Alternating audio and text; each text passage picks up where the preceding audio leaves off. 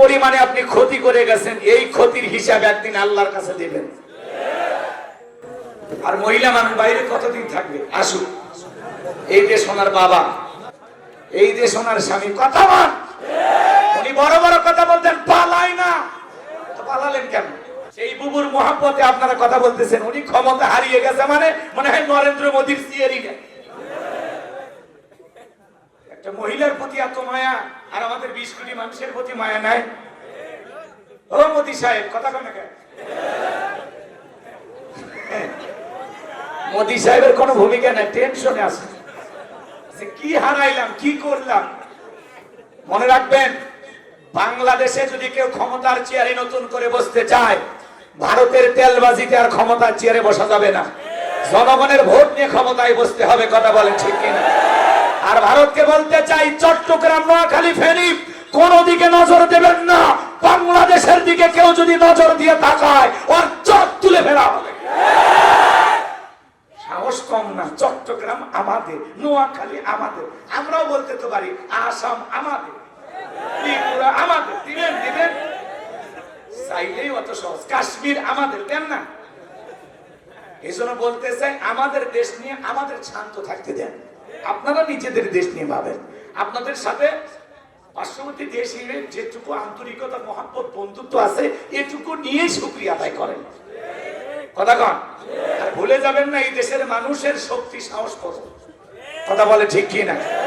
এই জন্য আমাদের দিকে বাঁকা চোখে তাকাবেন না। মনে করেন না আমাদের সরকার পালিয়ে গেছে, দেখে আমরা দুর্বল হয়ে গেছি।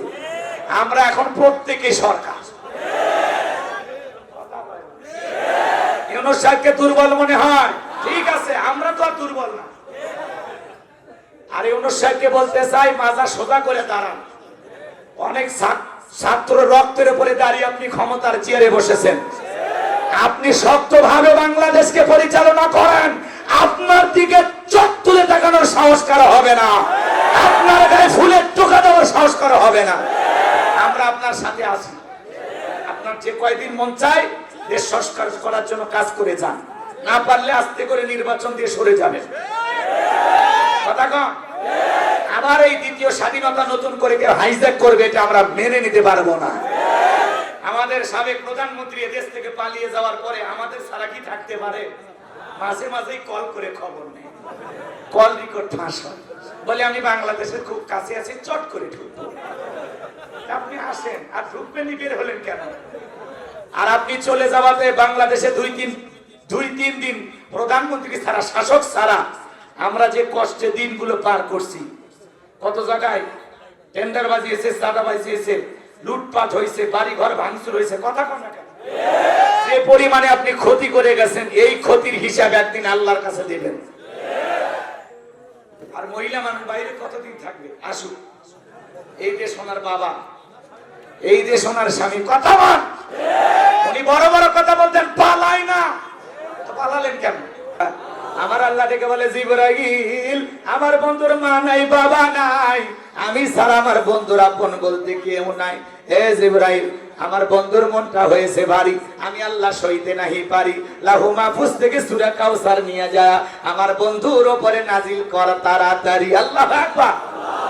এবার বিশ্বনবী ডেকে বলেন, আনাস, আমার মনটা কেন খারাপ তোমরা জানো, কিন্তু আমার মুস্কি হাসি দেওয়ার কারণ এই মাত্র আসমান থেকে জিবরাইল এসে আমার উপরে সূরা কাউসার নাজিল করলো। বিশ্বনবী তখন সাহাবায়ে কেরামদের সামনে তেলাওয়াত করলেন। জবান ছেড়ে সবাই পড়ুন, ইন্না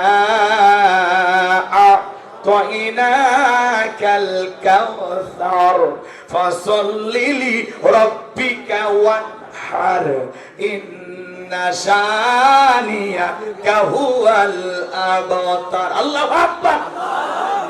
কোরআন পড়তে খারাপ লাগে? ছোটবেলায় বাবার হাত ধরে মসজিদে গিয়েছিলাম। আপনার বয়স এখন 50-60 বছর। যারা নিয়মিত 5 ওয়াক্ত সালাত আদায় করে, কমপক্ষে 40 বার সূরা ফাতিহা পাঠ করতে হয়। কেউ কি রাগান্বিত হয়ে বলছে যে সূরা ফাতিহা পড়তে ভালো লাগে না? কোন ইমাম কি বলছে 25 বছর ইমামতি করছি ভাই, কাল মাগরিব থেকে সূরা ইখলাস দিয়ে স্টার্ট করব, বলছে ভাই?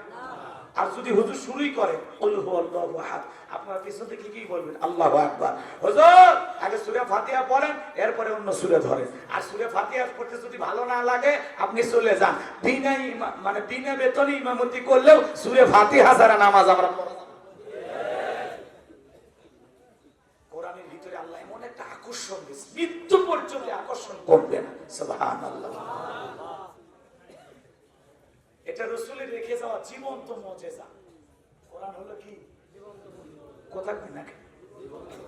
আচ্ছা, আপনারা কষ্ট পাচ্ছেন?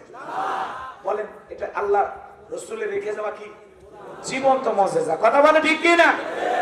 নবী বিদায় নিয়েছে, অনেক পয়গাম্বার বিদায় নিয়েছে, কিন্তু তাদের মুজিজাও বিদায় নিয়েছে। কিন্তু রাসূলের উপরে আল্লাহ তাআলার পাঠানো সবচেয়ে গুরুত্বপূর্ণ যে মেসেজগুলো, যে কথাগুলো, সেই কথাগুলো কোরআনের ভিতরে আছে না? এটাই রাসূলের জীবন্ত মুজিজা। কোরআন এদিকে খেয়াল করেন, কষ্ট হয়? কোরআনের সাথে আমাদের সম্পর্ক থাকা দরকার আছে না? নিয়মিত কোরআন তেলাওয়াত করবে। আগেকার যারা তেলাওয়াত করত, মনে রাখবেন, তেলাওয়াত যাদের সহি না, অনেক মানুষ আমরা তেলাওয়াত করি, তেলাওয়াত সহি না। আলহামদুলিল্লাহি রাব্বিল আলামিন আর রহমানির রহিম আছে না? আচ্ছা বলেন তো, এই তেলাওয়াতে নামাজ হবে না? নামাজ ভঙ্গের কারণ আছে কয়টি? 19টি। তার এক নাম্বার, নামাজের ভিতরে অশুদ্ধ তেলাওয়াত করলে আপনার নামাজ তেলাওয়াত সহি শুদ্ধ হওয়া লাগবে। আউসিদ আলাইহি ওয়ারাতিলি কুরআনা তারতিলা। কোরআনকে তার তিলের সহিত স্পষ্ট করে, ধীরে ধীরে, সুন্দর করে, থেমে থেমে তেলাওয়াত করো।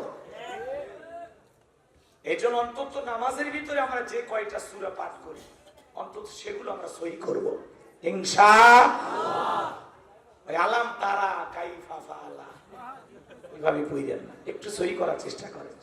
তেলাওয়াত পুরুষের কিছু নাই, কিছু একটু ভালো আছে, বিশেষ করে মা বোনদের তেলাওয়াত বেশি খারাপ। মানে এরা মারাত্মক তেলাওয়াত করে, এই তেলাওয়াত বাপরে বাপ কঠিন তেলাওয়াত। মনে রাখবেন, এই কোরআন তিলাওয়াতকারী ব্যক্তির পক্ষে সুপারিশ করবে, আবার তিলাওয়াতকারী ব্যক্তির উপরে লানত দেবে। কথা ঠিক আছে নাকি ভুল বলতেছি? মা বোনেরা যদি কোরআন টানতে ধরে, যা দেখেন কি কায়দায় বলতেছে, আলিফ লাম মিম যালিকাল কিতাবু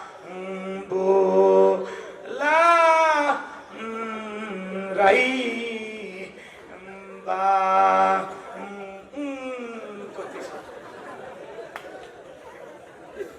ও মা, পায়ে হাত দিয়ে অনুরোধ করি, মা এই তেলাওয়াত করা যাবে? এই জন্য সন্তানদেরকে ছোটবেলায় মাদ্রাসায় পড়াবেন, কমপক্ষে 3, 4, 5 বছর মাদ্রাসায় পড়ান, অন্তত তার জীবনের তেলাওয়াতটা সহি হবে। ছোটবেলায় নুরানি মাদ্রাসায় পড়ান, খালি জন্ম নিয়ে কেজি পাঠাই না, পরে কেজি ধরে কিনে সন্তান কথা বলাই শিখিনি, বলে তোমার আব্বু বাহিরে যাচ্ছে, বলো বাবা টাটা টাটা। যারা শিখাবে টাটা, ওর কপাল ফাটা, ওই সন্তান বড় হয়ে মারবে কপালে ঝাঁটা।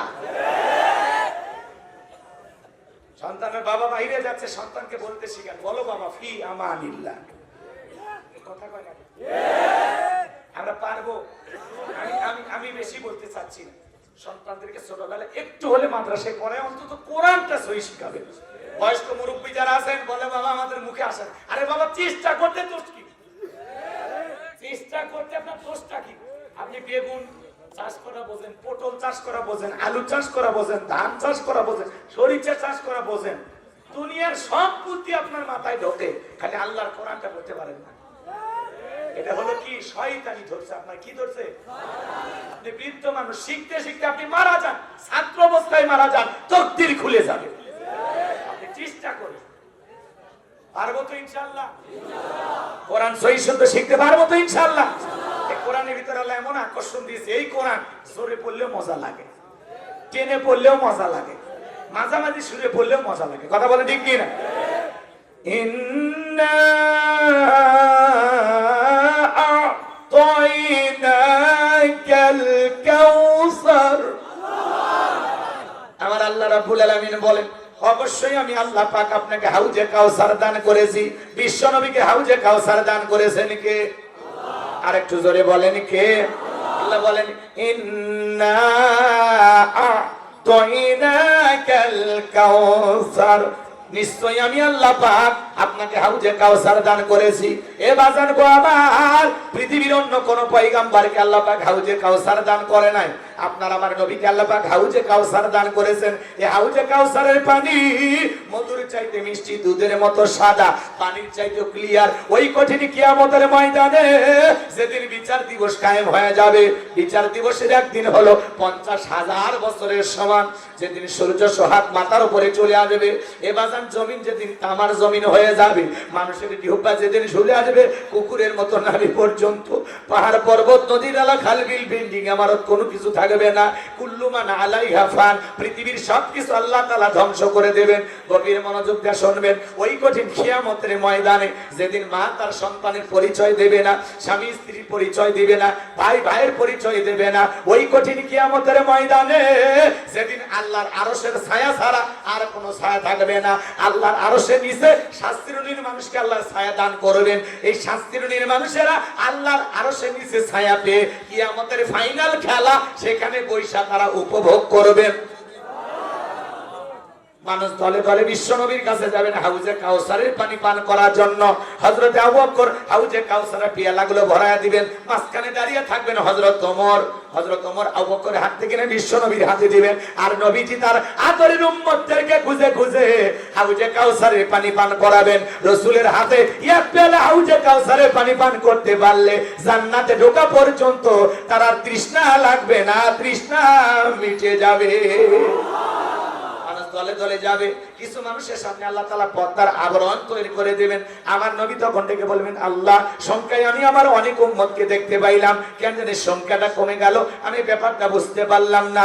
আমার আল্লাহ ডেকে বলে, বন্ধু সবাইকে পাইকারি দরে হাউজে কাউসারে পানি পান করাইতে পারবেন না। দুনিয়ার জীবনে দুইটা অপরাধ করেছিল যারা, আজকে হাউজে কাউসারের পানি পাবে না তারা। কয়টা অপরাধ জানা দরকার আছে? কষ্ট হচ্ছে আপনাদের? তাহলে ভালো করে বোঝেন, বিশ্ব নবী হাউজে কাউসারের পিয়ালা নিয়ে দাঁড়িয়ে আছেন, আপনি আমি যাব, দয়ার নবীকে নয়ন ভরে দেখব, আর নবীজির হাতে সর্বপ্রথম মেহমানদারি গ্রহণ করব হাউজে কাউসারের পিয়ালার পানি।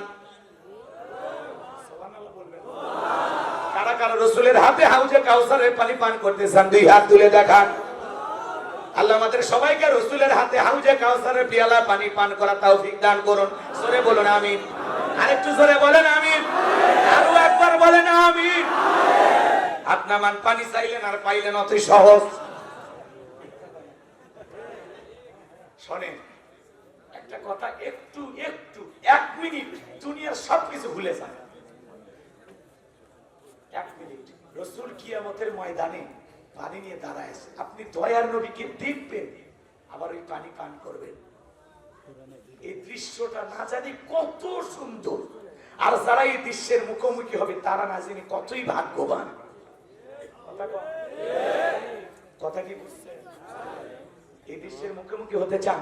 আমি আপনাদের এলাকায় আসলাম, একটা ছেলের হাতে কিছু চকলেট দিলাম, দিয়ে বললাম, বাবা আমি মুসাফির একটু উঁচু বানাবো, এক কথা পানি নিয়ে আসো। ওই ছেলেটা চকলেট পাইয়া পথনা নিয়ে মারছে দৌড়, মাছ পথে আসার খাই পড়ে গেছে, হাঁটু ছিলে গেছে, রক্ত বের হয়েছে, ব্যথাও পাইছে।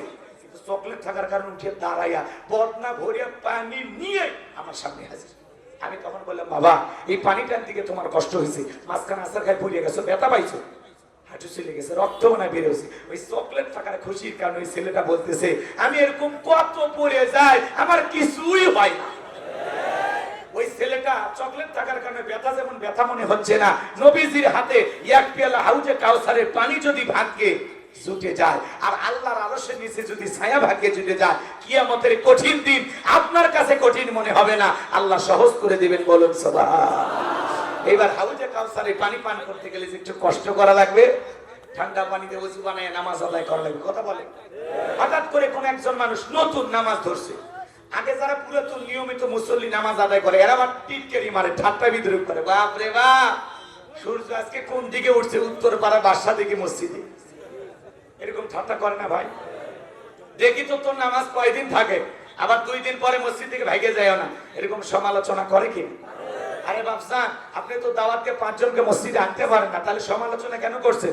যেই লোকটা হঠাৎ করে নামাজ ধরেছে, আল্লাহ হেদায়েত দান করেছে, তার জন্য দোয়া করেন যে ভাই তুমি মসজিদে আসছো নামাজ পড়ার জন্য, দেখে দিলটা ভরে গেছে, আল্লাহর কাছে দোয়া করি আল্লাহ যেন মৃত্যু পর্যন্ত তোমাকে মসজিদে এসে জামাতে নামাজ পড়ার তৌফিক দান করেন। আপনি দোয়া করেন, আর তা না করে আমরা ঠাট্টা করি, বিদ্রুপ করি। রাগ করতেছে না? যুবক বয়সে কেউ দাড়ি রাখছে, ওইটা নিয়েও টিটকেরি মারে। যুবক বয়সে বুড়ের ভাব ধরলে আসে না? যুবক বয়সে দাঁড়িয়ে রেখে বউ নিয়ে ঘুরতে গেছে, কই ভাবি আসসালামু আলাইকুম, সাথে চাচার খবর কি? বউ এসে বাড়িতে রাগ করে, তোমার সাথে বাহিরে যাওয়া যাবে না, আমার এটাকে ভাবি আর তোমার এটাকে চাচা। আসে না নাই? যেই বউ রাসূলের সুন্নাত দাড়িকে মহব্বত করে না, এই বউ আপনাকে 100% ভালোবাসা দিতে পারে না। সুন্নতির মহব্বত নাই, আবার আপনারা কিসের মহব্বত করবে? কথা কন। আর দাঁড়িয়েটা আমরা নবীজিকে মহব্বত করে দেখেছি। কথা কন না? এটা মদিনাওয়ালার সুন্নত। কথা কন। এই যে টুপি খুলি, জুব্বা খুলি, কিন্তু দাড়ি এমন একটা সুন্নত 24টা ঘন্টায় মুখে লেগে থাকে। কি মায়া! হ্যাঁ, আর যে পুরুষের মুখে দাড়ি আছে ওটা সত্যিকারের পুরুষ।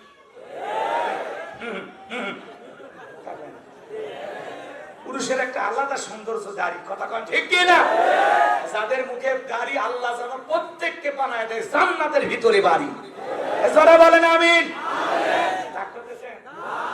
এদিকে খেয়াল করেন, হাউজে কাউসারে পানি পান করতে গেলে কাজ করতে হবে 2টি। কয়টি? আমার দাড়ি দেখতেছেন না?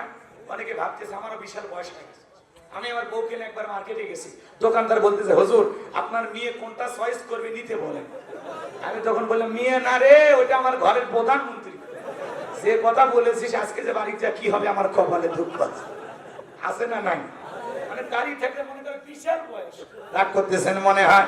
এ বাজান গো আমার, হাউজে কাউসারের পানি পান করতে গেলে কাজ করতে হবে 2টি। জোরে বলেন কয়টি? আল্লাহ যাদেরকে 2টা আঙ্গুল দিয়েছে হাত তুলে বলেন তো কাজ করতে হবে কয়টি? আরো জোরে। যুবক আমি তোমাদের ভুলিনি, এই তো তোমাদের কথা বলবো, এই যে এখন শেষের দিকে তোমাদের কথা বলবো। আল্লাহ যুবকদের কবুল করেন। জোরে বলেন আমিন। লিল্লাহি তাকবীর। আমি যা বলবো তাই শুনবা, ঠিক আছে? আচ্ছা দেখি কতটা পরিবর্তন হয়। তোমাদের সবই ভালো আছে। জামালপুর ময়মনসিংহে যাবেন, মাহফিলের শ্রোতারা যারা আসে প্রত্যেকটা শ্রোতার মাথায় টুপি থাকে, কিন্তু আপনাদের সিরাজগঞ্জে একটু টুপি কম, তাই না ভাই? যারা টুপি মাথায় দিতে চান না তাদের জন্য আমার ছোট্ট একটা কথা আছে, আপনারা কি শুনবেন? আচ্ছা বলেন তো, মুসলমান হিসাবে এই যে আমাদের এই প্রোগ্রামটা, এটা জান্নাতের বাগান, এতে কোনো সন্দেহ আছে? আমরা আসছি কিসের মাহফিলে? মাহফিলে না, কোরআন শোনার জন্য। তাহলে এখানে একটা মাথায় টুপি থাকবে না, এটা একটা কথা হইল। এর পরবর্তীতে কোনো প্রোগ্রামে গেলে টুপি পরে যাবে, পারবেন তো ইনশাআল্লাহ? যুবক তোমরা এই কথা শুনবা? এদিকে খেয়াল করেন, হঠাৎ করে আল্লাহ না করুক পথে দুর্ঘটনায় তুমি মারা গেছো, মুখে দাড়িও নাই, পকেটেও টুপি নাই, মাথায় টুপি নাই, মানুষ তখন কি করবে? লুঙ্গি খুলে দেখবে, লুঙ্গি খুলে দেখবে মাথা কাটা আছে কি। এই জন্য অন্তত যে কোনো একটা নিয়ম করো, হয় মাথায় টুপি রাখবা আর না হলে মুখে দাড়ি রাখবা, যাতে তুমি মরার পরে প্রমাণ হয় তুমি একজন মুসলমানের বাচ্চা। আর না বলে খুলে দেখবে। রাগ করতেছেন মনে হয়? এরপরে যদি এরা সংশোধন না হয় আর কি বল? তাহলে হাউজে কাউসারে পানি পান করতে গেলে কাজ করতে হবে 2টি। আল্লাহ তাআলা সেটা 2 নাম্বার আয়াতে জানিয়ে দিলেন। জবান ছেড়ে সবাই বলুন, ফাসাল্লিলি রাব্বিকা ওয়ানহার, ফাসাল্লিলি রাব্বিকা ওয়ানহার। 1 নাম্বার হলো ফাসাল্লিলি রাব্বিকা, রবের উদ্দেশ্যে সালাত, নামাজ হবে একমাত্র কার জন্য? খালি মসজিদ সুন্দর বানাইলে হবে না, মসজিদের ভিতরে যারা নামাজ আদায় করবে তাদের অন্তরটাও সুন্দর হওয়ার দরকার আছে না নাই? শুধু মসজিদে নামাজ তাকওয়া হলে হবে না, ওই মসজিদে যারা সালাত আদায় করবে তাদের অন্তরে তাকওয়া থাকার দরকার আছে না না? তাহলে ফাসল্লি লিরাব্বিকা, রবের উদ্দেশ্যে সালাত, নামাজ হবে একমাত্র রবের জন্য। জোরে বলেন কার জন্য? قل إن صلاتي ونسكي ومحياي ومماتي لله رب العالمين। সূরা আনাম আয়াত নাম্বার 162 আল্লাহ তাআলা জানিয়ে দিলেন, নবীজি আপনি বলুন, আমার নামাজ, আমার কুরবানি, আমার জীবন, আমার মরণ লিল্লাহি রাব্বিল আলামিন, আসমান জমিনের প্রতিপালকের জন্য। তাহলে মুমিন জীবনের সব ইবাদত হবে একমাত্র আল্লাহ তাআলাকে রাজি খুশি করার জন্য। কথা বলেন ঠিক কি না? তাহলে ফাসল্লি লিরাব্বিকা, রবের উদ্দেশ্যে সালাত, নামাজ হবে কার জন্য? আরেকটু জোরে বলেন। কষ্ট হয় আপনাদের? কষ্ট হয়? আমার ভালো করে কথাগুলো বুঝবেন। কাদাফুলাল মুমিনুন আল্লাযীনা হুম ফি সালাতিহিম খাশিউন, অবশ্যই মুমিনেরা সফল যারা নিজেদের সালাত বিনয়ের সহিত, নম্রতার সহিত আল্লাহর ভয় নিয়ে আদায় করে। আপনি আমি যখন সালাত আদায় করব, দিলের ভিতরে ভয় থাকতে হবে কার? আমি নামাজ পড়ব আর মনে মনে খেয়াল করব এই নামাজ আমার জীবনের শেষ নামাজ, আমি আসর পর্যন্ত দুনিয়াতে নাও বেঁচে থাকতে পারি। কথা বলেন ঠিক কি না? নামাজ নামাজের মতো আদায় করলে আল্লাহ বলেন ফালইয়াবুদু রাব্ব হাযাল বাইত আল্লাযী আত'আমাহুম মিন জু' ওয়া আমানাহুম মিন খাউফ। আল্লাহু আকবার। আল্লাহ ডেকে বলেন এই ঘরের মালিকের ইবাদত করো। আমরা কিন্তু ঘরের ইবাদত করি না, ঘরের মালিকের। আমরা কাবার ইবাদত করি না, খানায় কাবার মালিকের। আল্লাহ সেইটাই বলতেছেন ফালিয়াবুদু রাব্ব হাযাল বাইত, এই ঘরের মালিকের ইবাদত। কথা বলেন না কেন?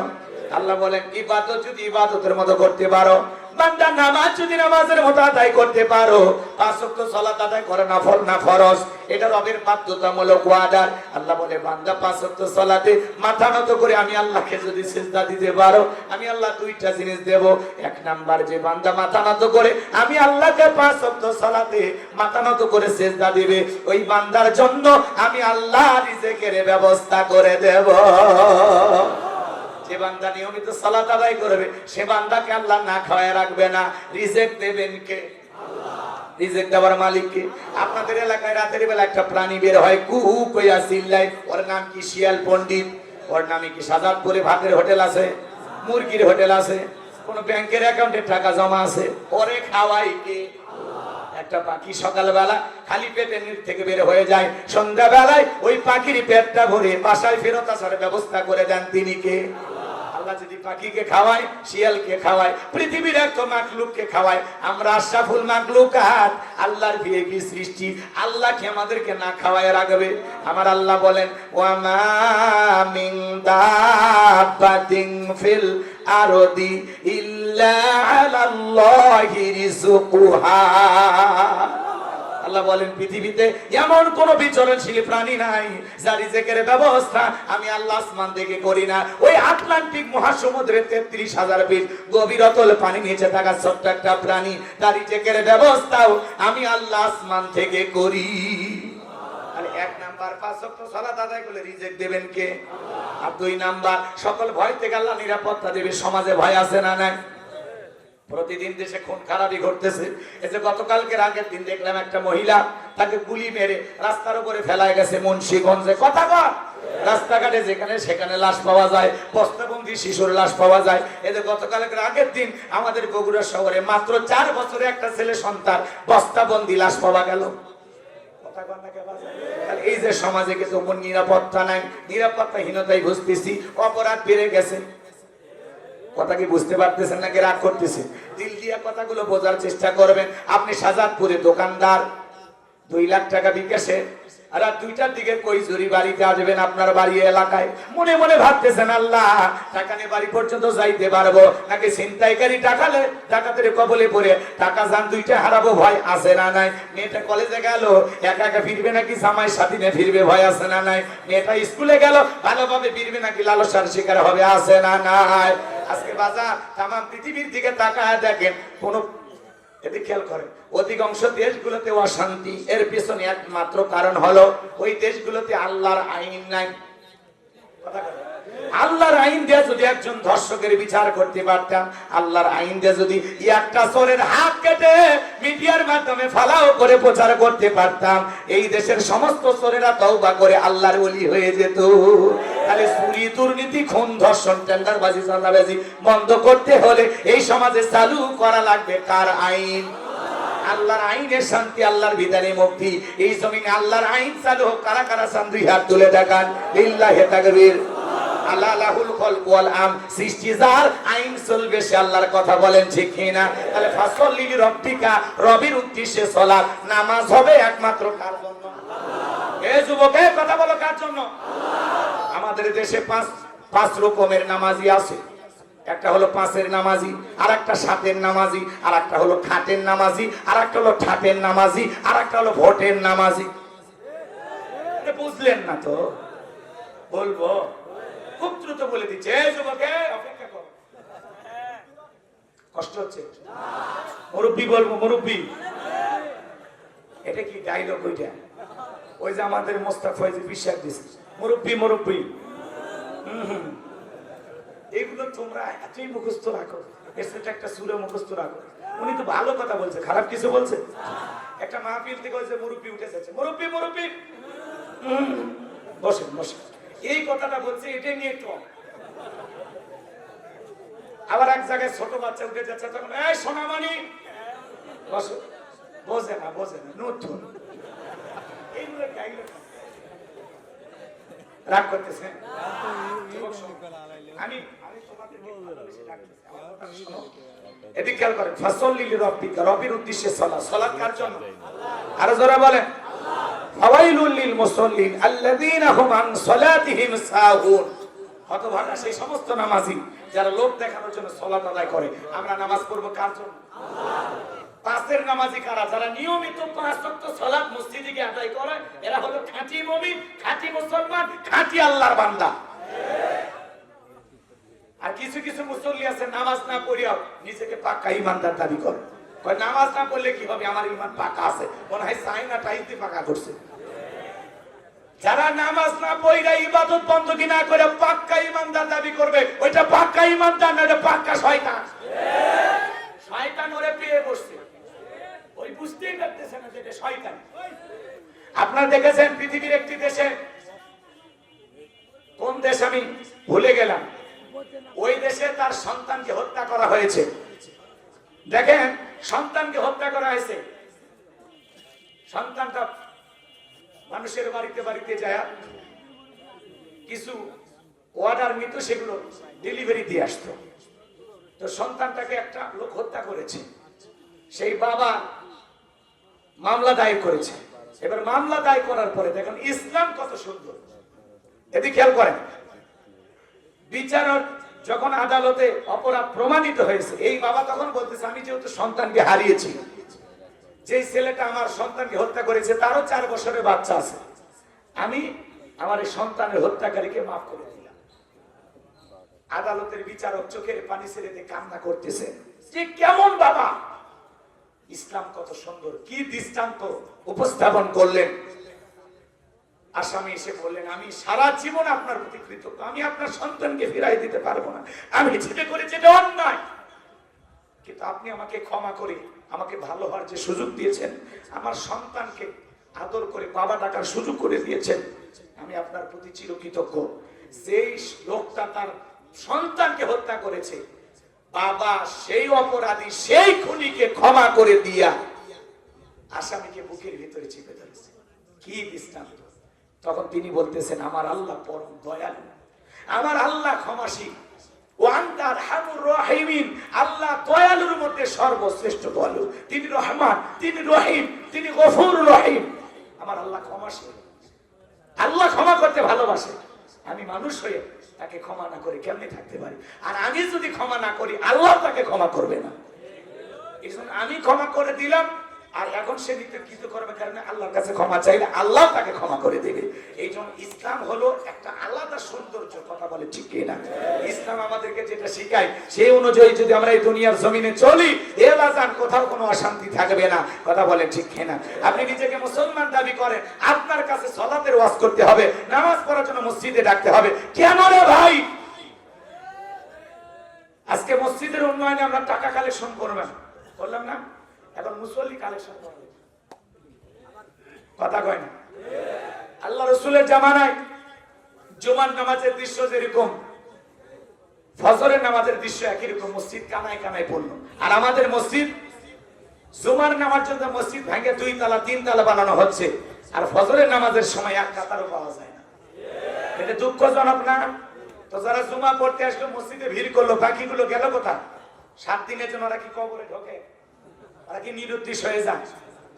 কথা বল না কেন? তাহলে আপনি জুমার সালাতের গুরুত্ব বোঝেন, বাকি 5 ওয়াক্ত সালাত আদায় করে ফরজ, সেটার গুরুত্ব বোঝেন না? নিয়মিত 5 ওয়াক্ত সালাত আদায় করবেন ইনশাআল্লাহ। 7 দিন পরে পরে যারা জুমার নামাজ পড়ে এরা হলো সাতের নামাজি। আর খাটের নামাজি কারা? মানুষ মরে গেলে জানাজার নামাজে হাজির হয় যারা। মানুষ মরে গেলে কি আফসোস! আরে ইমাম সাহেব বক্তব্য দেখ, কুল্লু নাফসিন যায়িকাতুল মাউত, প্রত্যেক প্রাণীকে মৃত্যুর স্বাদ গ্রহণ করা লাগবে। আজকে এই ব্যক্তির জানাজা, কালকে আপনার জানাজা হবে। ভাই আসুন নিজেকে পরিবর্তন করি। শুনে আর কয় ঠিক হুজুর ঠিক। আরে দুনিয়া কয় দিনের, এই যে বাদশার সাথে সেদিনই চা খাইলাম, এই যে সলিমুদ্দির সাথে সেদিন দেখা হলো, আজকে লাশ হয়ে গেল। মানে এমন আফসোস অনুশোচনা করে, মনে হয় এই লোকটা আর জীবনে কোনোদিন নামাজ ছাড়বে না। ওই লোকটাকে মাটি দিয়ে বাড়ি যায়, টুপি খোলাও শেষ, ওর আবেগ ইমোশন সব। এরা হলো খাটের নামাজ। মানে মানুষ মরে গেলে জানা যায় বহুত লোক আছে, কথা বোঝে? আর খাটের নামাজি কারা? একটা রোজা রাখে, ঈদের আগে সেই ভিএইচডি একটা পাঞ্জাবি শেরওয়ানি কিনে বউ বলতেছে কেমন লাগে ময়না দেখো তো, বউ বলতেছে হেভি লাগতেছে, দেখে তো মনে হয় তুমি সুলাইমান খান। দোস্তদেরকে বন্ধুদেরকে বলে দোস্ত দেখো তো কেমন লাগে, কই হেভি লাগতেছে। মাত্র চাই ইমাম সাহেবের সাথে হুজুর ভালো আছেন? হুজুর আপনারাই সব আলেমদের দেখলে কলিজা ঠান্ডা হয়। হুজুর আসেন আজকে পবিত্র দিন, কোলাকুলি করি। হুজুর এবার কানে কানে বলে রোজা কয়টা? তখন বলতেছে হুজুর ব্যবসার চাপ, একটা রোজাও রাখিনি, তারাবি করিনি, কিন্তু নিয়মিত ইফতারি খেয়েছি। এরকম মুসল্লি আছে না নাই? এরা হলো খাটের নামাজি। আর ভোটের নামাজি কারা? দেখবেন ভোটের আগে অমুসলিম নেতা তার মাথা টুপি, সে মাথায় টুপি পড়ছে, তার জন্য দোয়া করি টুপি পরে যেরকম পরিবর্তন হয়েছে, আল্লাহ যেন ভিতরটা পরিবর্তন করে দিয়া হেদায়েতের আলো দিয়া কালেমা পড়ে মুসলমান হওয়ার তৌফিক দান করে। এটা হলো আমাদের দোয়া। শুনেন শুনেন, নির্বাচনের আগে দেখবেন নেতা মাথায় টুপি পরে, বাপ রে বাপ, এক ওয়াক্ত নামাজ 4 বার পড়ে।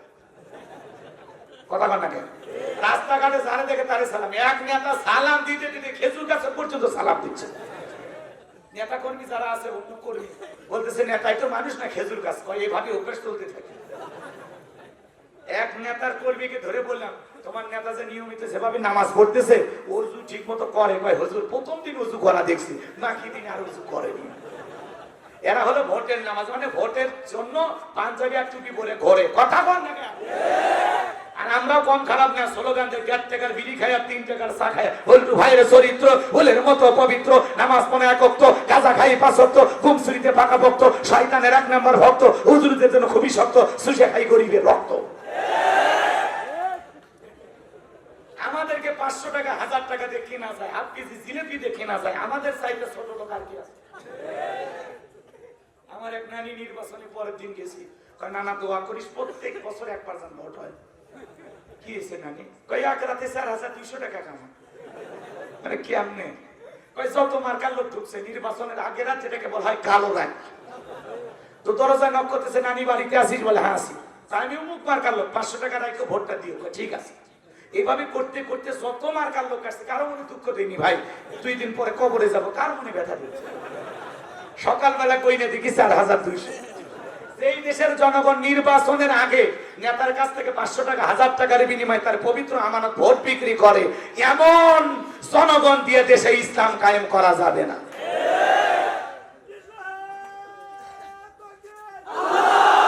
আপনি নির্বাচনের আগে নেতার কাছে হাত পেতে ঘুষ খাবেন আর বলবেন আল্লাহ এ দেশের নেতাদেরকে উমরের মতো বানায় দেন। এক পাগল তেঁতুল গাছের নিচে হাত তুলছে, তুলে বলতেছে আল্লাহ এই তেঁতুল গাছের রাজশাহীর ফজলি আম দাও, রংপুরের হাড়ি ভাঙ্গা দাও, সাপাহার নওগাঁর আম রূপালি দাও, চাপাই নবাবগঞ্জের কাটিমন আম দাও। আল্লাহ তখন বলে পাগল চোখটা খুলে দেখ কোন গাছের নিচে দোয়া ধরেছিস।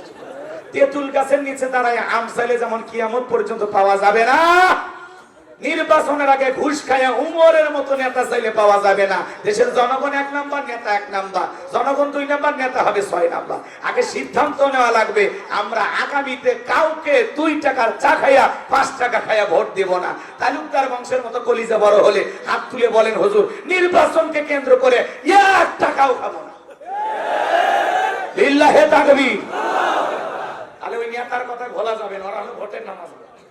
কথাকে বুঝতে পারতেছেন বাজান? তাহলে আল্লাহ কি বলেন? ফাসল্লি লিরাব্বিকা ওয়ানহার। 1 নাম্বার হলো রবির উদ্দেশ্যে সালাত আদায় করা, নিয়মিত 5 ওয়াক্ত সালাত আদায় করব। পাশাপাশি রাত্রি যখন গভীর হয়ে যাবে ওই গভীর নিশিতে বিবির ভালোবাসা ত্যাগ করে আরামের বিছানা ত্যাগ করে ঠান্ডা পানি দিয়া ওযু বানায়া নামাজ পড়ার দরকার আছে না না?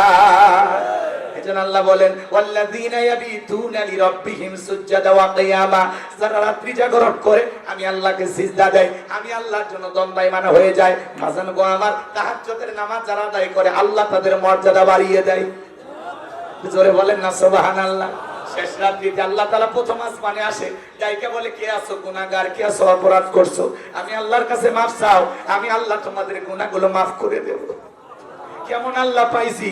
দুনিয়াতে অপরাধী খোঁজা হয় শাস্তি দেওয়ার জন্য, আর আমার আল্লাহ তার অপরাধী বান্দাকে খোঁজে মাফ করে দেওয়ার জন্য। বলুন সুবহানাল্লাহ। আল্লাহ বলে কে আছো অভাবগ্রস্ত, রিজিক চাও, আমি আল্লাহ রিজিকের ব্যবস্থা করব।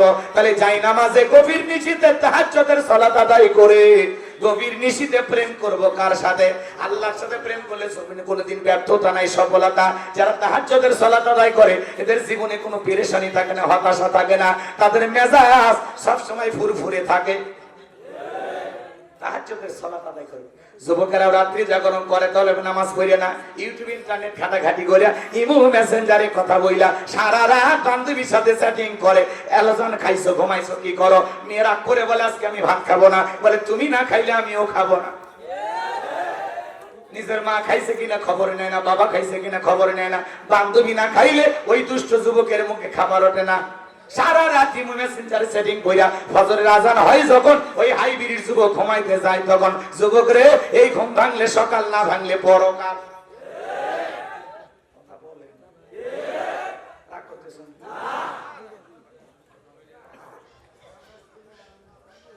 কষ্ট হয়, কষ্ট হয়, বলবো বলবো।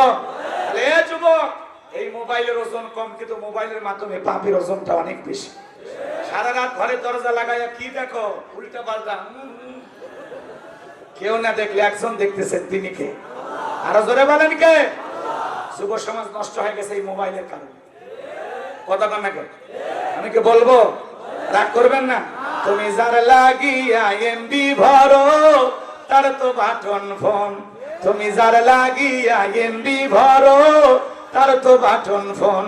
কেমন করে বুঝবে রে সে, কেমন করে বুঝবে রে সে ডিজিটাল তোর মন? তুমি যার লাগিয়া এমবি ভরো তার তো বাটন ফোন। চলবে চলবে। মেসেজ দিলে সেন্ড করে না, দেয় না তো রিপ্লাই। ভিডিও কলে বলবা কথা, ক্যামেরা তার নাই রে, ক্যামেরা তার নাই। ডিজিটাল এই সুখ জামানায়, ডিজিটাল এই সুখ জামানায় এনালো তার মন। তুমি যার লাগিয়া এমবি ভরো তার তো বাটন ফোন। প্রেম প্রীতি ভালোবাসা বিয়ের আগে নয়, মনের মধ্যে রাখো তুমি পরকালের ভয় রে, আল্লাহ তাআলার ভয়। গানের মধ্যে শিক্ষা আছে না? প্রেম প্রীতি ভালোবাসা বিয়ের আগে নয়, মনের মধ্যে রাখো তুমি পরকালের ভয় রে, আল্লাহ তাআলার ভয়। তবে তুমি মুক্তি পাবা, তবে তুমি মুক্তি পাবা দোজখের আগুন। তুমি যার লাগিয়া এমবি ভরো তার তো বাটন ফোন। এই যুবক রে, বিয়ের আগে অবৈধ প্রেম ভালোবাসা করা যাবে না। আশ্চর্য হয়ে যায় আমরা। কথা কম। আগেকার যুবকেরা দাখিল পরীক্ষা দিয়েছে, আলিম পরীক্ষা দিয়েছে, ইন্টার পাস করেছে, তারপরে প্রেম ভালোবাসা বোঝে নাই। এখন ক্লাসের 5 এর ছাত্র বলে ওইটা আমার। জামানা আসছে পড়ছে ভাই, কথা কোন ঠিক খেয়ে না।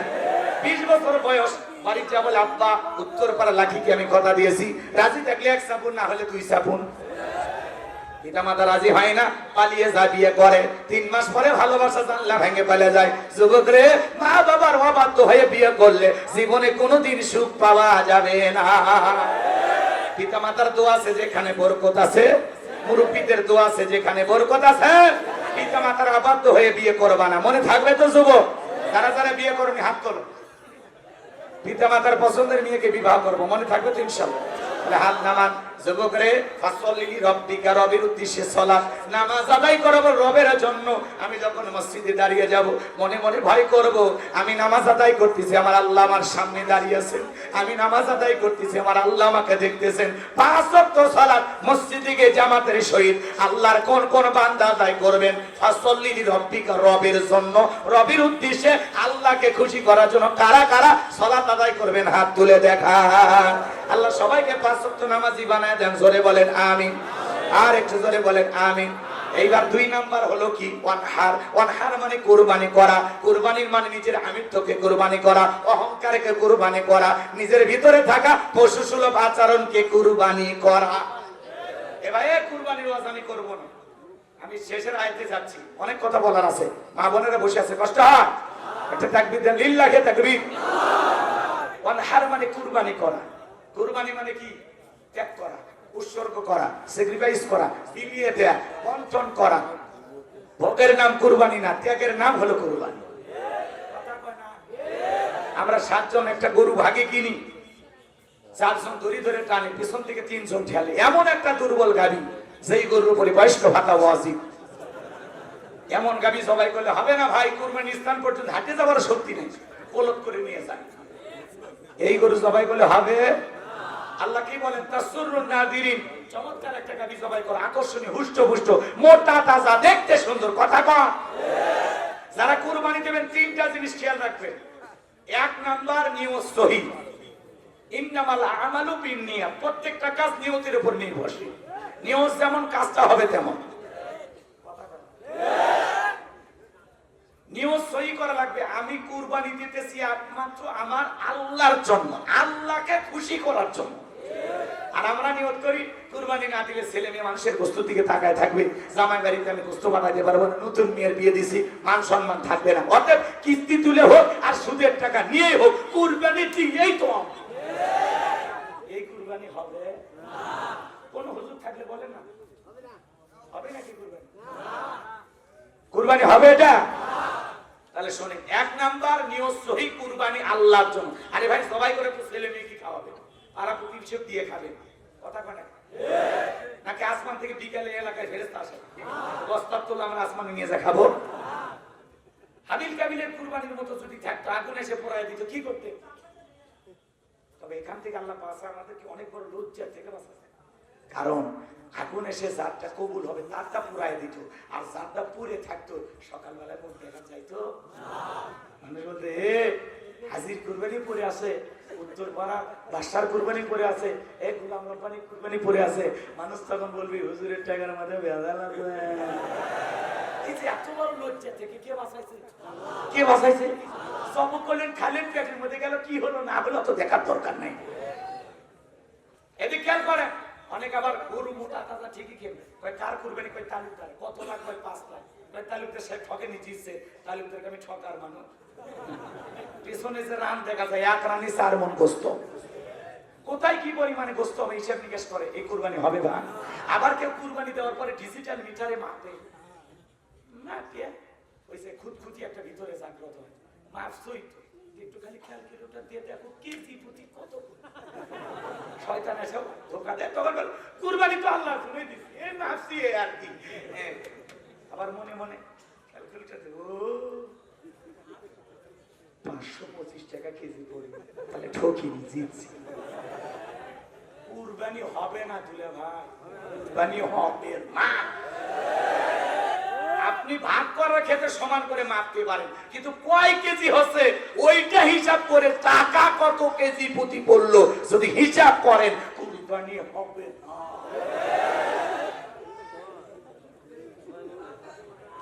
রাখছে এই কুরবানি ওয়াজ করে আমার ইমামতি গেছে, ইমামতি গেছিল, আরে সাহেব ইমামতি গেছিল 900 টাকা, ওখান থেকে দাঁড় হয়ে আল্লাহ তার কয়েক ডবল দিচ্ছে।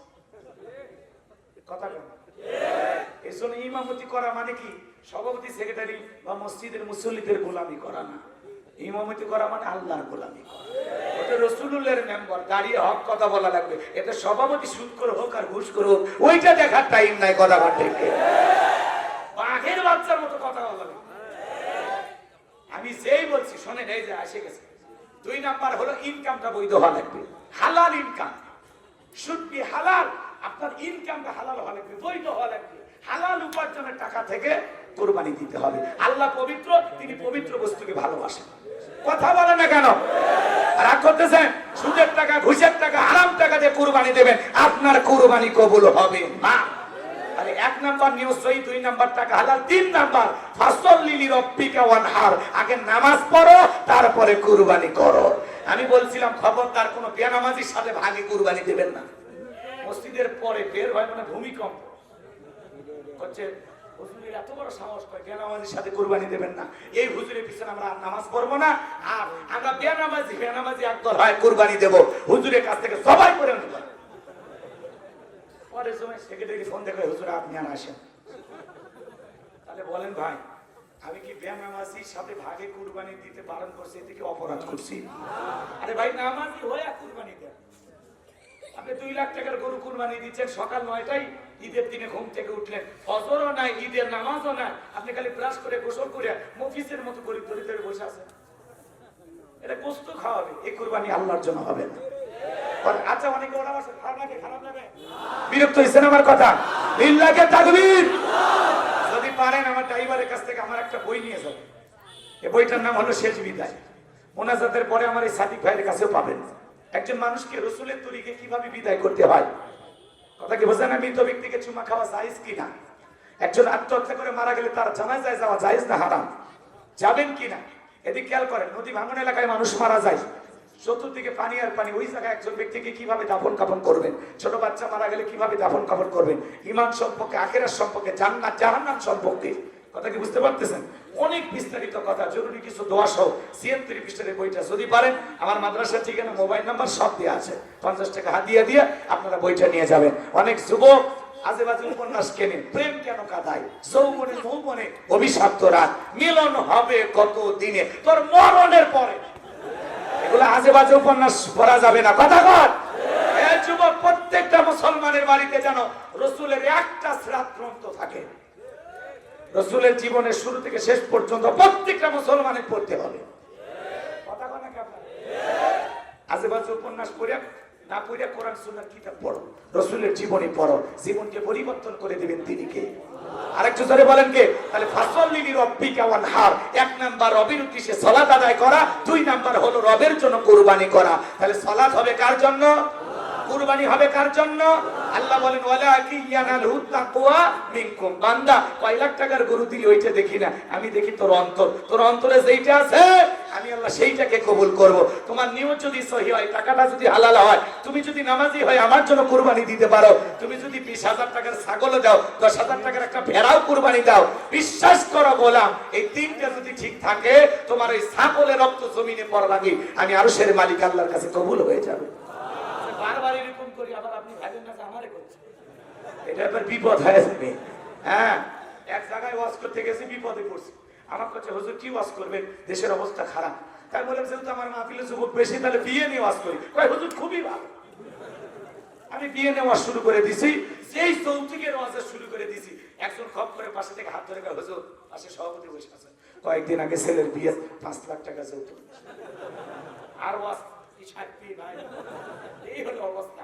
মানে এইরকম দেখাইলে হাতের ইশারা টিচারকে অনেকে মনে করে যে আমার কই, আসলে ওই ভাবি না। এক জায়গায় বাদশার নাম বলে বিপদে পড়ছি, ওইরকম মাহফিল শেষে একজন মুনাজাতের পরে খুঁটি ধরে যায় না, কি হয়েছে?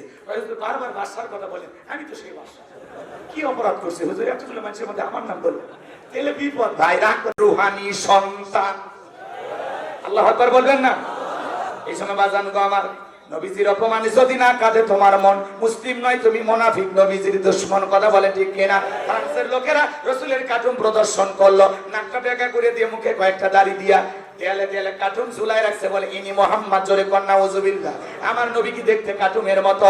এই পৃথিবীর সবচাইতে সুন্দর মানুষটির নাম মুহাম্মদুর রাসূলুল্লাহ সাল্লাল্লাহু আলাইহি ওয়াসাল্লাম। এদিকে খেয়াল করেন যে নবীর চরিত্রের সার্টিফিকেট আল্লাহ দিয়ে বলেন ওয়া ইন্নাকা লাআলা খুলুকিন আযীম। নবী গো, আপনি হলেন পুত পবিত্র মহান চরিত্রের অধিকারী, বলুন আল্লাহু আকবার। আযীম আরবিতে এমন একটি শব্দ যার গভীরতা মাপা যায় না। যে নবী 63 বছরের জিন্দেগিতে একটি মিথ্যা কথা বলেননি, এমন বিশ্ব রেকর্ড পৃথিবীর আর কোন নেতার আছে? 63 বছরের জিন্দেগিতে একটি মিথ্যা কথা বলেননি। সেই নবী হলেন আমাদের নেতা, আমার নেতা, তোমার নেতা। 63 বছরের জিন্দেগিতে একটি মিথ্যা কথা বলেননি, এমন বিশ্ব রেকর্ড পৃথিবীর আর কোন নেতার আছে? আর আমাদের সমাজের নেতা ভরা পেটে মিথ্যা, খালি পেটে মিথ্যা, ঘুমানোর আগে মিথ্যা, ঘুম থেকে উঠে মিথ্যা, মিথ্যা বলতে বলতে চেহারা বেঁকা হয়, মিথ্যা কথা বলে। পালাবো না, পালাইনি। আজকে গ্যারেজে 5 কোটি 10 কোটি টাকা দামের গাড়ি পরে আছে, কিন্তু সেই এমপি মন্ত্রী নাই।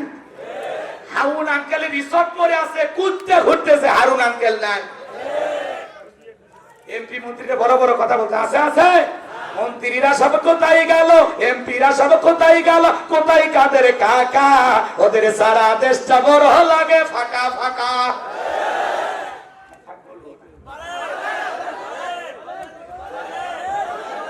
সভাপতি সাহস দিয়েছে, আর একবার রিস্ক নেওয়া যায়।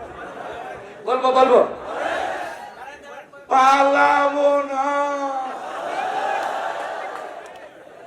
পালাবো না, প্রয়োজনে ফখরুল সাহেবের আছে, পালাবো না, পালাবো না, যাই না তাদের দেখা, ওদের সারা দেশটা বড় লাগে ফাঁকা ফাঁকা। আইন মন্ত্রী আটকে গেল আইনেরই ফাঁকে, দাড়ি সারা দরবেশটারে ভণ্ড ভণ্ড লাগে। শুনেছি ভাই কত নেতা নেত্রী খাইতেছে ভাই ডান্ডা, বিচারপতি কালা মানিকের ফাটিয়েছে নাকি আন্ডা। এটা আমার খবর না, মিডিয়ার খবর। আর এই বিচারপতি শামসুদ্দিন মানিক আল্লামা সাইদি হুজুরকে মৃত্যুদণ্ডের রায় দিয়েছিল। আমরা বলতে চাই ওই একই ট্রাইব্যুনালে বিচারপতি মানিককে মৃত্যুদণ্ডের রায় দিতে হবে। আল্লামা সাইদি হুজুর ছিলেন নিরপরাধ, কোন অপরাধ করেনি। তাকে 300 নারী ধর্ষণ করেছে, মামলা দেওয়া হয়েছে। এক নারীকে আদালতে অনেক কষ্টের করে হাজির করা হয়েছে। ওই নারীকে জিজ্ঞাসা করা হলো, এই যে ধর্ষণ করছে, বলে হ্যাঁ। তো তোমার জন্ম কয় 75? জন্ম 75, ধর্ষণ হয়েছে 71, মানে সব। তাহলে সাক্ষী যে কত মিথ্যা বানোয়ার ভিত্তির বোঝা গেছে, বোঝা গেছে। মৃত্যুর পরে শুক্রাঞ্জন বালি হিন্দু মানুষ সাক্ষী দিয়ে বলতেছে আল্লামা সাইদি হুজুর 2 বার এমপি ছিল, মায়ের কোলে শিশু যেমন ছিল আমরা তেমনি ছিলাম। কলা পানিতে নেমে আল্লামা সাইদি হুজুর ওই এলাকার মানুষের ঘরে ঘরে ত্রাণ পৌঁছায়া দিত। যে মানুষটার ওয়াসনে কালেমা পড়ে মানুষ মুসলমান হয়েছে, সেই মানুষটাকে মিথ্যা তহমতে বিদায় করেছ, তোমাদের তো পরাজয় হবেই। এই সমস্ত মাজলুমদের দোয়া তো বৃথা যেতে পারে না। আজকে তাকে হারিয়ে 1 বছরের ব্যবধানে ক্ষমতা থেকে তোমরা বিদায় নিয়েছ। কি লাভ আলেমদের বিরুদ্ধে ষড়যন্ত্র করে? আল্লাহ ছাড় দেয় কিন্তু ছেড়ে দেয় না। কি কষ্ট হয়, কষ্ট হয়।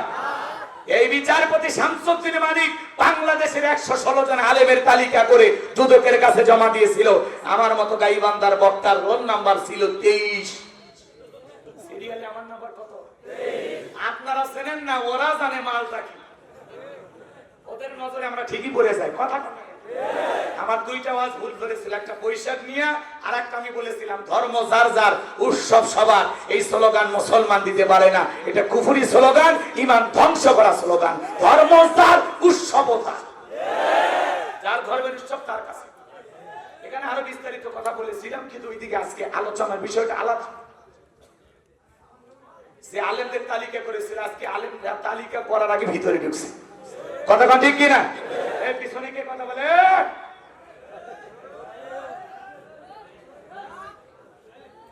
থাকতে পারে মহব্বতের 2-1 রাগ করতেছেন নাকি? পলকের ঝলক গেল, পলকের ঝলক গেল, থামিয়ে নেটের চাকা, ওদের সারা দেশটা বড় লাগে ফাঁকা ফাঁকা। কোথায় গেল সংসদেতে মমতাজের গান, কোথায় গেল হযরত বলা স্বামী ওসমান। মাইক পেলে বলতো খেলা হবে, খেলা হবে। আজকে মাঠ পড়ে আছে কিন্তু স্বামী ওসমানের মতো খেলোয়াড় নাই। যাই হোক বাজান, অনেক কথা বলার ছিল, ওই দিকে আর যাবো না, কষ্ট মনের মধ্যে নেবেন না।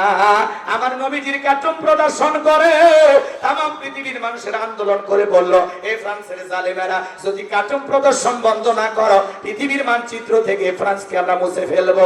আমার নবী কি দেখতে কার্টুনের মতো?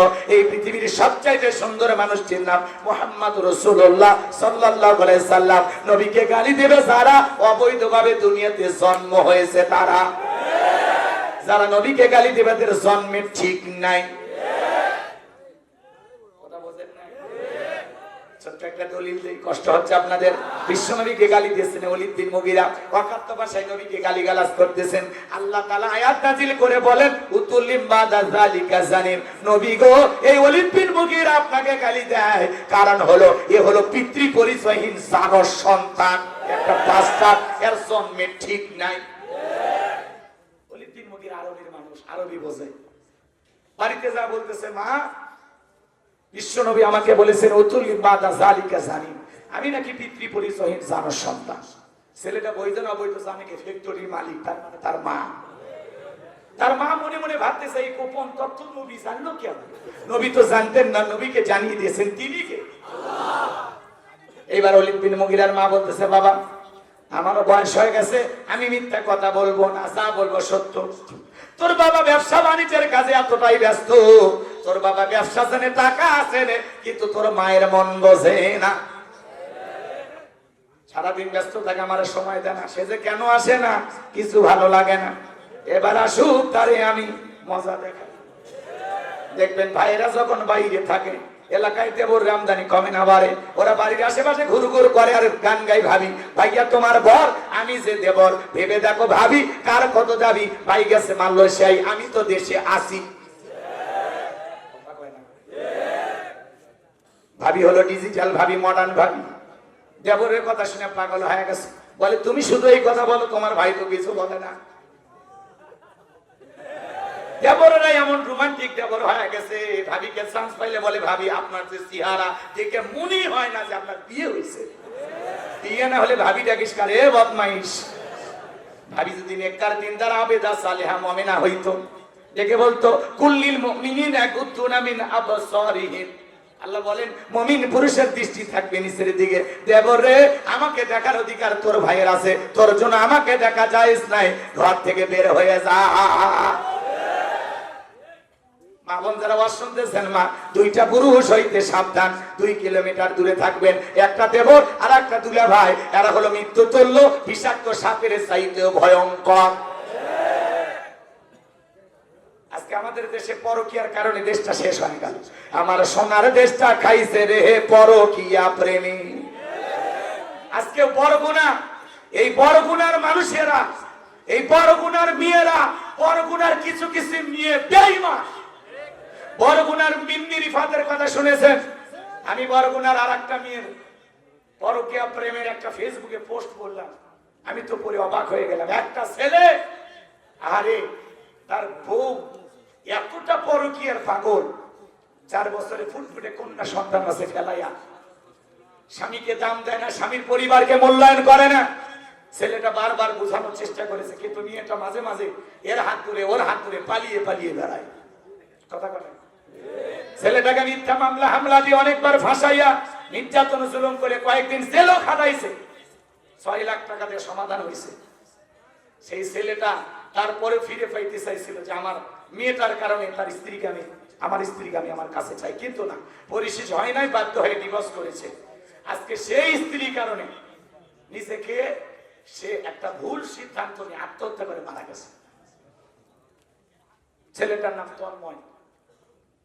এই জন্য বরগুনার কিছু কিছু নারীরা হলো বেঈমান। ব দিয়ে শুরু না, বেঈমান ওরা। কথা কয় না, তুই বড় বেঈমান। কথা কন ঠিক কিনা? একটা মেয়ে আর কোন পাওয়া যাবে, কোন মেয়ের জন্য জীবন নষ্ট করা যাবে না রে যুবক। এর মেয়ের অভাব আছে। এই দেশের যুবকদের যে প্রেমের পাওয়ার, বিদেশি মহিলারা পর্যন্ত প্রেমের টানে ছুটে আসে। মালয়েশিয়ার তরুণী বাংলাদেশ, ভুটানের তরুণী সিরাজগঞ্জে। কি প্রেমের পাওয়ার গো! আমি তো এগুলো মিডিয়াতে দেখি আর অবাক হয়ে যায় যে পৃথিবীর কোন দেশে যদি প্রেমের প্রতিযোগিতা হইতো, বাংলাদেশ মনে হয় বিশ্ব চ্যাম্পিয়ন হতো। ক্রিকেট ফুটবল পারুক আর না পারুক, প্রেমের দিক দিয়ে আমরা 1 নাম্বার। কারা কারা প্রেম করেন হাত তোলেন তো।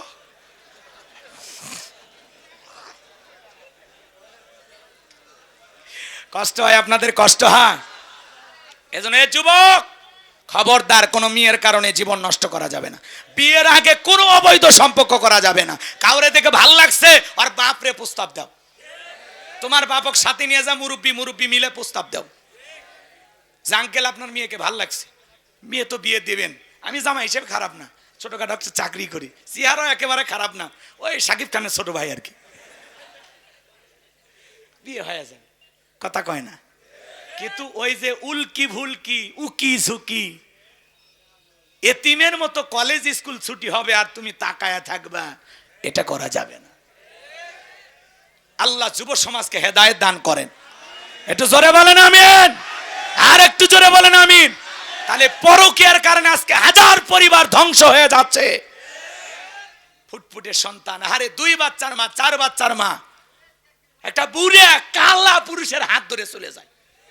স্বামীর চেহারা কি সুন্দর, আর পরকে যার সাথে করছে নিশাখর টোকায়, কেমনে রুচি হয়।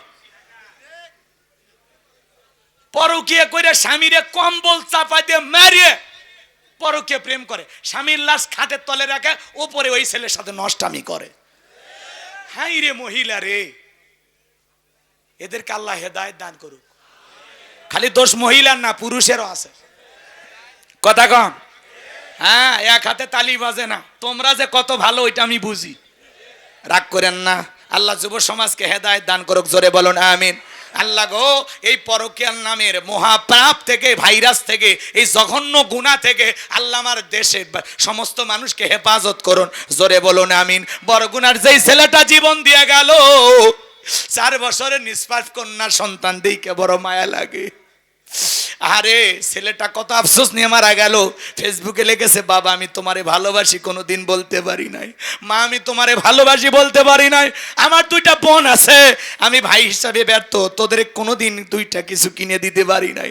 ছোট্ট মেয়েটাকে বলতেছে, মা আমি তোর পৃথিবীর ব্যর্থ বাবা, মারা যাওয়ার আগে তোর জন্য 2টা লাল চুড়ি কিনে গেলাম, আমি যদি মারা গেলাম মা, কোনোদিন যদি বাবার কথা মনে হয়, এই চুরিটা হাতে নিয়ে বাবার স্মৃতি মনে করে একটু বাবার জন্য কান্না করো।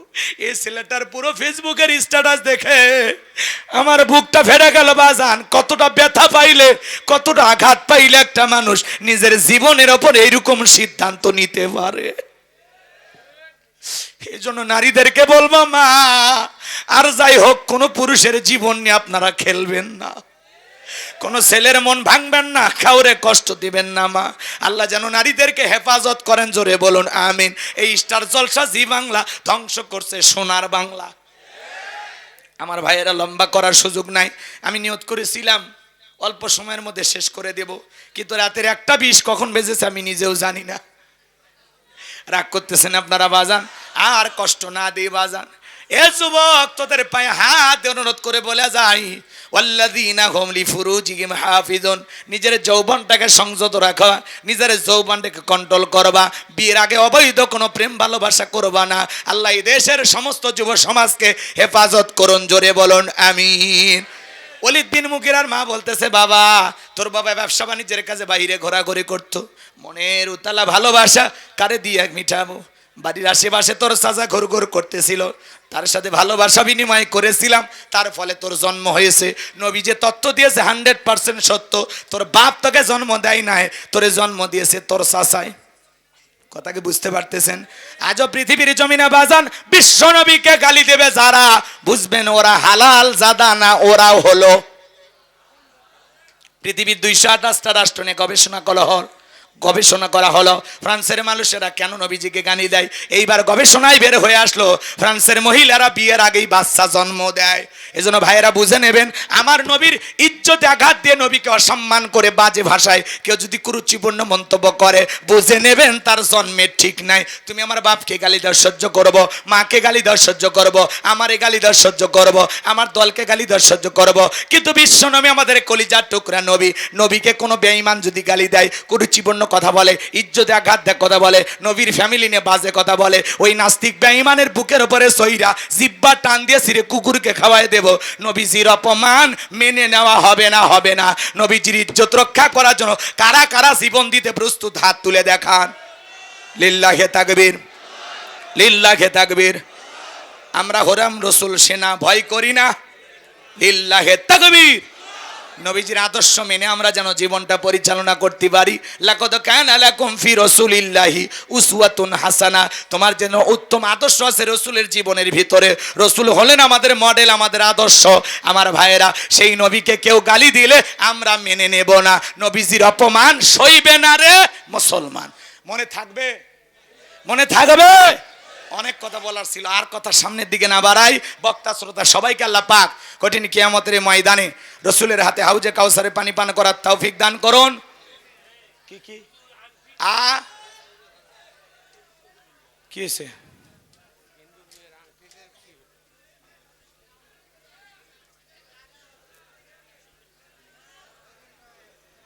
কষ্ট এ ভাই বস, ওই মেয়ের কথা শুনবেন। আরে আপনাদের মনে আছে? হ্যাঁ, এত কোনো ওয়াজ করে তাও ভুলে যাননি? বলাই লাগবে, বলাই লাগবে। আচ্ছা, আল্লাহ কবুল করুক। ঠিক আছে, 1 মিনিটে বলে দিচ্ছে। বসেন এই যুবক, বসো, দোয়া হবে এখন, দোয়া হবে।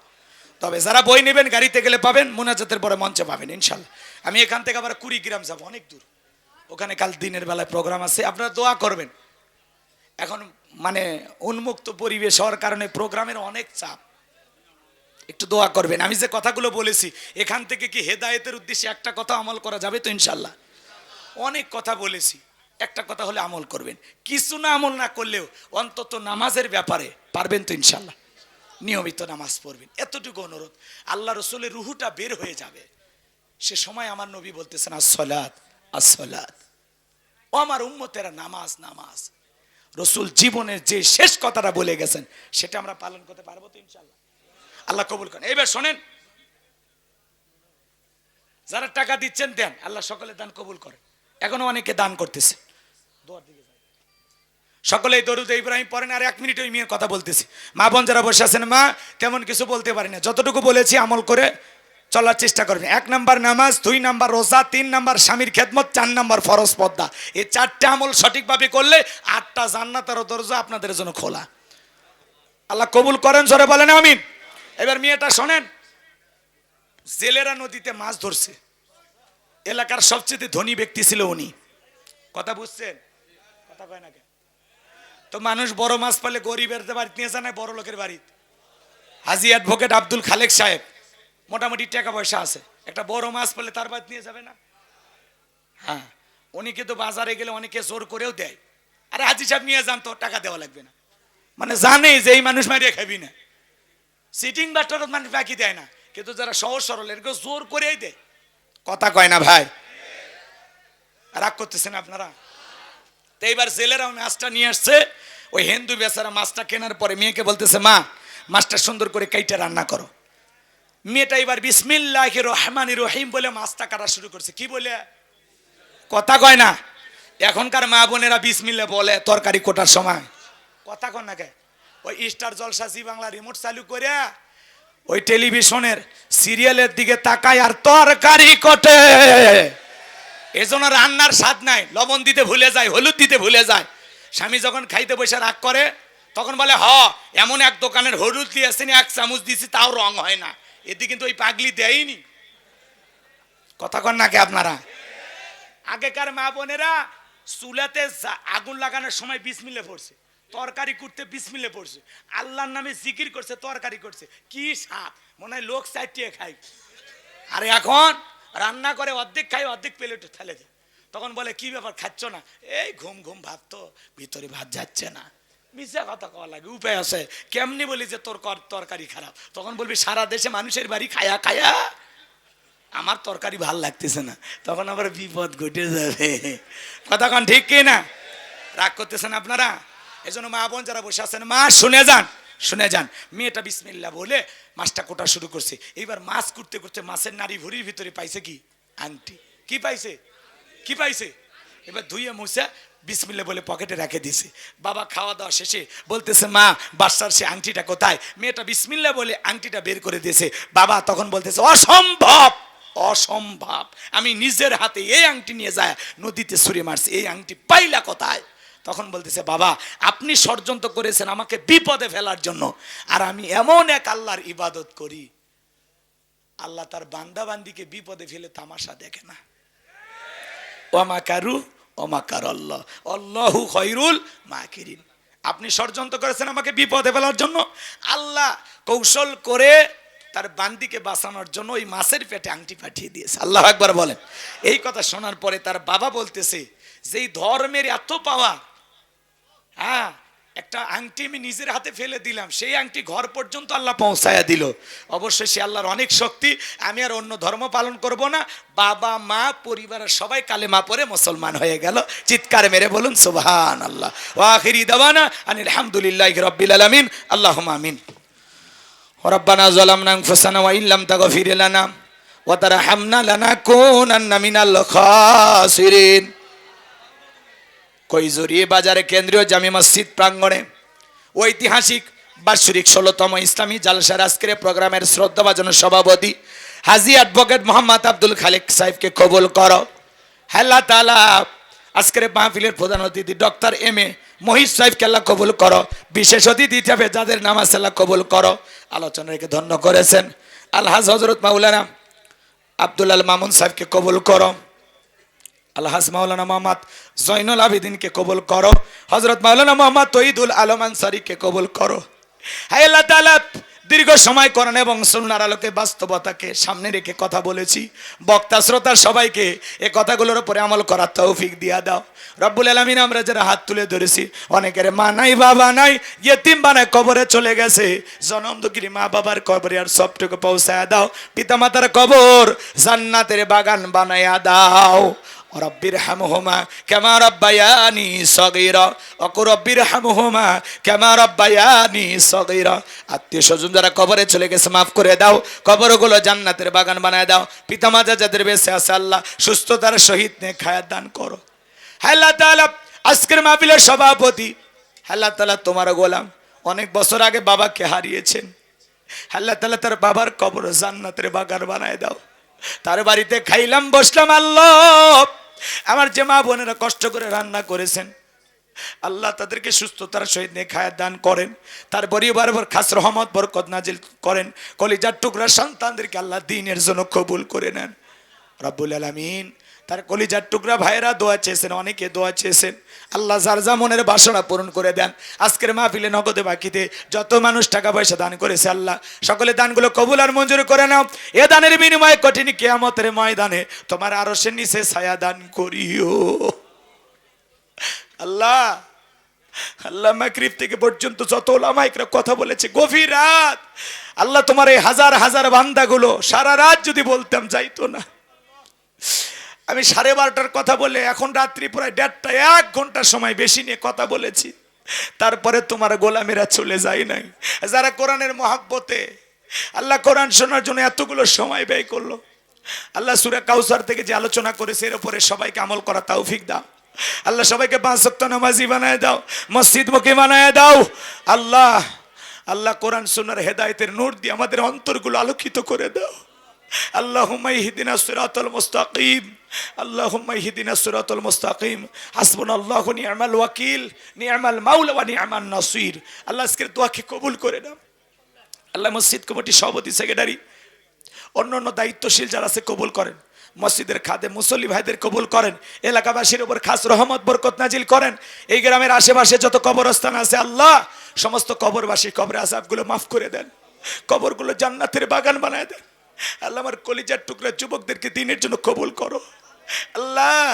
তাম পৃথিবীর মুসলিম উম্মাকে হেফাজত করো, ফিলিস্তিনের মুসলমানদেরকে বিজয় দাও, কাশ্মীরের মুসলমানদেরকে বিজয় দাও, ভারতের মুসলমানদেরকে রক্ষা করো, বাংলাদেশের মসজিদ মাদ্রাসা কবুল করো, দেশি বিদেশি সকল চক্রান্ত আর ষড়যন্ত্রের হাত থেকে আমাদের প্রিয় মাতৃভূমি বাংলাদেশকে আল্লাহ হেফাজত করো। আল্লাহ তাআলা এই জমিনকে কোরআন আর ইসলামের জন্য কবুল করো। আল্লাহ এই জমিনকে কোরআন আর ইসলামের জন্য কবুল করো।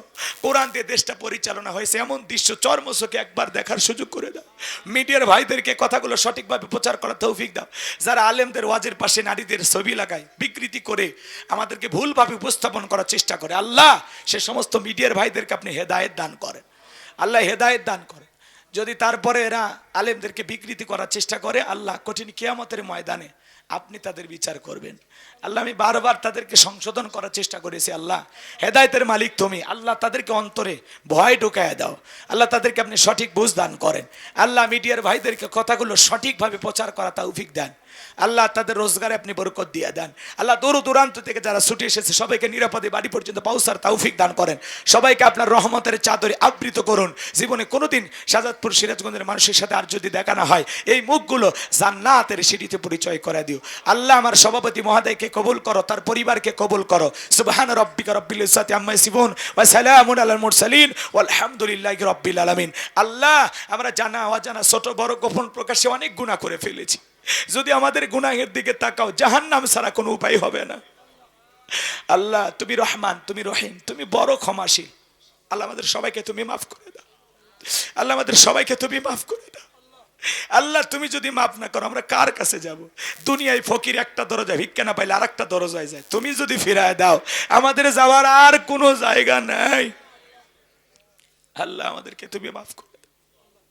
ওই কঠিন ভয়ঙ্কর জাহান্নামের আগুন থেকে মুক্তি দাও। ও রব্বানা আসরিফান্না আযাবা জাহান্নাম ইন্না আযাবাহা কানা গরামা। রব্বানা আতিনা ফিদ দুনিয়া হাসানাতাও ওয়া ফিল আখিরাতি হাসানাতাও ওয়া কিনা আযাবান নার। আল্লাহ ওই কঠিন ভয়ঙ্কর জাহান্নামের আগুন থেকে মুক্তি দাও। এই পাতলা চামড়ার শরীর জাহান্নামের আগুন সহ্য করার ক্ষমতা আমাদের নাই। আল্লাহ আমাদের সবাইকে তুমি মাফ করে দাও। আল্লাহ আল্লাহ এলাকাবাসীর উপর খাস রহমত বরকত নাজিল করো। আমার সাদিক ভাই, হারুন ভাই, আব্দুর রহিম ভাইকে কবুল করো। আমাদের চলার পথকে নিরাপদ করে দাও। আল্লাহ দেশি বিদেশি সকল ষড়যন্ত্রের হাত থেকে আমাদের প্রিয় মাতৃভূমি বাংলাদেশকে হেফাজত করো। আল্লাহ জীবনে একটাবার সোনার মক্কা মদিনায় কবুল করে নিও। রসুলের রওজা পাকে দাঁড়িয়ে সালাম দেওয়ার সুযোগ করে দিও। যেই মাসে মরণ দিবা মাসটা যেন রমজান মাস হয়, যেই দিনে মরণ দিবা দিনটা যেন জুমার দিন হয়। নামাজের সিজদারত অবস্থায় মৃত্যু দিও, কোরআন পড়তে পড়তে মৃত্যু দিও। ইসলামকে প্রতিষ্ঠিত করার জন্য রাজপথে জীবনটা বিলানো তৌফিক দিও। আল্লাহ পরিশেষে দোয়া করি সভাপতি মহোদয়ের জন্য। আল্লাহ তোমার এই গোলাম এত সহজ সরল মনের মানুষ, আল্লাহ তাআলা তোমার এই গোলামকে তোমার দরবারে কবুল আর মঞ্জুর করে নাও। আল্লাহ তার বাবাকে হারিয়েছেন, মা এখনো জীবিত আছেন, অসুস্থ। আল্লাহ তাকে শেফায়ে কামেল আজেলা দান করো, সুস্থতার সহিত নেকায়াত দান করো। আল্লাহ আজ হোক কাল হোক আমাদের মৃত্যু হবে। মৃত্যুর সময় দয়ার নবীর চাঁদ মুখখানা দেখতে দেখতে আমাদের জবানে জারি করে দিও লা ইলাহা ইল্লাল্লাহু মুহাম্মাদুর রাসূলুল্লাহ সাল্লাল্লাহু আলাইহি সাল্লাম। আসসালামু আলাইকুম ওয়া রাহমাতুল্লাহি ওয়া বারাকাতুহু। যারা বই নেবেন মঞ্চে পাবেন।